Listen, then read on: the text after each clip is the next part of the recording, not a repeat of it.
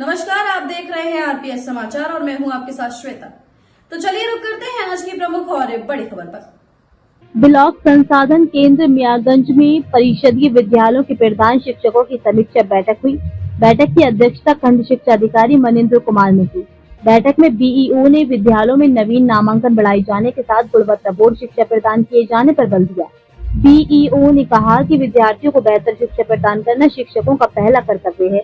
उन्होंने कहा कि बेहतर शिक्षा प्रणाली से परिषदीय विद्यालयों के प्रति लोगों का विश्वास बढ़ेगा, तभी अभिभावक अपने बच्चों को परिषदीय विद्यालयों में भेजेंगे। डिजिटल शिक्षा को बढ़ावा देने के उद्देश्य से पूर्व में वितरित किए गए टैबलेट के शिक्षण में प्रयोग एवं विद्यालयों में स्थापित की जा रही आईसीटी लैब के महत्व पर प्रकाश डाला गया। बीईओ मनिंद्र कुमार ने कहा कि इंस्पायर अवार्ड, जवाहर नवोदय प्रवेश परीक्षा और विद्या ज्ञान परीक्षा हेतु आधिकारिक आवेदन किए जाने हेतु शिक्षकों को प्रेरित किए जाने के साथ साथ विभागीय कार्यों की समीक्षा के दौरान नवीन नामांकन को प्रेरणा पोर्टल पर अनिवार्य रूप से दर्ज किया जाए। उन्होंने कहा कि पुस्तक वितरण यूडाइस पोर्टल पर स्टूडेंट प्रोग्रेशन और प्रोफाइल फीडिंग का कार्य कंपोजिट ग्रांट के अंतर्गत विद्यालयों में ग्रीन मैट, ग्रीन बोर्ड उपलब्धता के साथ साथ अन्य आवश्यक सामग्री का नियमानुसार क्रय किया जाए। उन्होंने इको क्लब का गठन एवं उसकी गतिविधियां गुणवत्ता बोर्ड बैठकों के आयोजन पर भी बल दिया।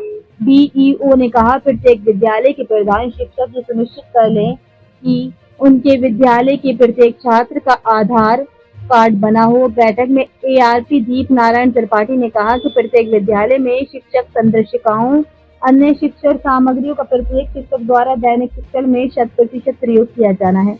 एआरपी अभिषेक एवं संजीव दीक्षित के द्वारा बैठक में विभिन्न प्रधान शिक्षकों द्वारा शिक्षक डायरी के महत्व, प्रिंट रिच मटेरियल, गुणवत्तापूर्ण मूल्यांकन के साथ छात्र उपस्थिति बढ़ाए जाने हेतु अपने अनुभव साझा किए गए।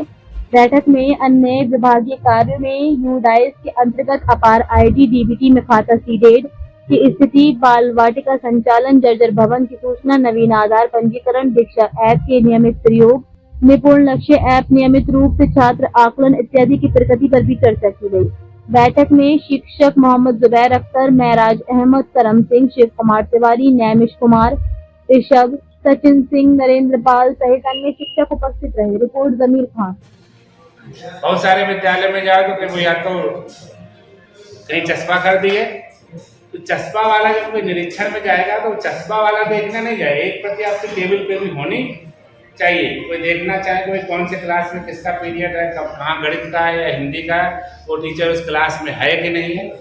उससे एज ए प्रधानाध्यापक आपका दायित्व काफ़ी हल्का हो जाता है। अगर विद्यालय में गणित शिक्षण कमजोर है तो उसके लिए गणित शिक्षक ही जिम्मेदार पहले माना जाएगा। यदि आप टाइम टेबल नहीं है तो फिर बहुत सारी जिम्मेदारियां किसकी हो जाती हैं, प्रधानाध्यापक। तो टाइम टेबल बना हुआ तो उसका अनुपालन भी कराइए, जिससे कि अगर कहीं किसी विषय संबंधित कोई कमजोरी आती है, पठन पाठन से रिलेटेड या किसी सब्जेक्ट की कार्यपुस्तिका ठीक नहीं है, तो उससे उस शिक्षक का उत्तरदायित्व निर्धारित किया जा सके, जिसको समय सारणी में दायित्व उसको दिया गया। तो इसलिए समय सारणी का अनुपालन होना, जितना उसको फीड करना जरूरी था, उससे अधिक जरूरी है कि वो समय सारणी का अनुपालन में विद्यालय में होना। खबरों में अब तक के लिए बस इतना ही। फिर होगी आपसे मुलाकात ऐसी किसी बड़ी और खास खबर के साथ। तब तक के लिए नमस्कार और देखते रहिए आरपीएस समाचार।